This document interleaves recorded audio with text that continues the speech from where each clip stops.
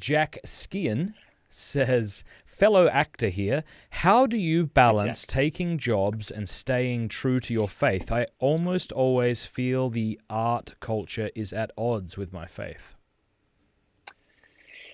You know, I feel like the culture is, in general, at odds with faith.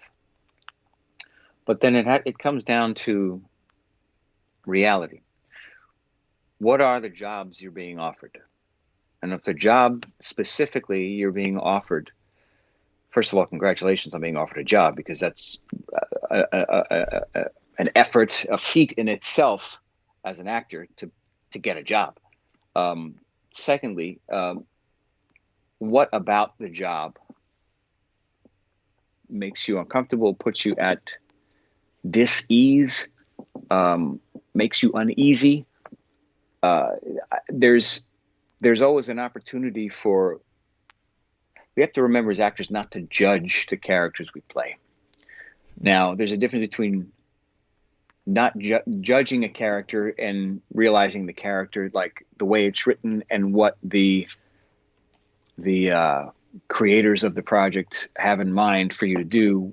If there's anything that you feel is compromising your spirituality, that's one thing. If you feel like there's, he's maybe a bad guy, well, I try to find the good. I try to find Christ in all of these characters, right? If they're somewhat three-dimensional, hopefully they're three-dimensional, finding Christ in those characters as you would in any other human being is what allows a character that maybe might behave distastefully in certain scenes to at least give you something that you can work with and find a redemption for. And maybe it's just a lot of gratuitous violence or sex or whatever it is. And sometimes you look at those, and if those are the kinds of roles that are being offered to you, then you got to decide like whether or not that's good for you. Like I now no longer can even watch certain TV shows because they're so gratuitous. Like my spirit rejects them.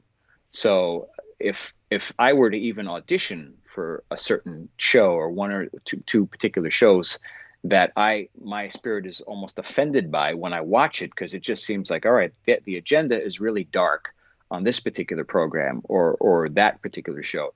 If I were to even receive an audition, I probably wouldn't even audition for it, because at the end of the day, you have to live with the decisions you make. And now, digital is forever. You don't want to look back and be like, why did I do that? Did I do that just for a couple of bucks?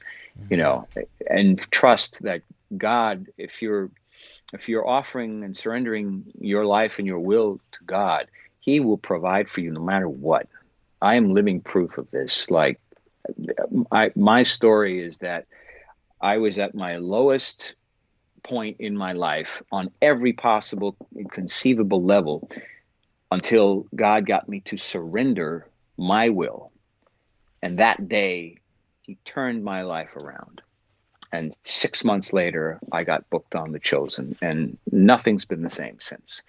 But it took the previous 8 years of me getting to that point and being battered around emotionally, spiritually, and just making decisions that just were not of God's best for me, to realize like I had to stop trying to control the industry, controlling my life, controlling my career, and trying to do what I think I needed to do, and check in with God. And that became the deciding factor. So yeah, you just discern, pray, surrender, and but also try, if you have the opportunity, try to find the arc where Jesus is with whatever characters that are flawed, because I did that, for instance, with the with Chicago Med, that the guy was a heroin addict, and I found things that were, for me, were this guy trying to get his life together. It was 2 scenes, but I had the whole thing worked out, and for me, it was great. Some people would have been like, how can you take a role with a heroin addict? You're playing Jesus, but don't you? People, I'm like, so what? Like, you think Jesus doesn't minister to heroin addicts? Of course He does.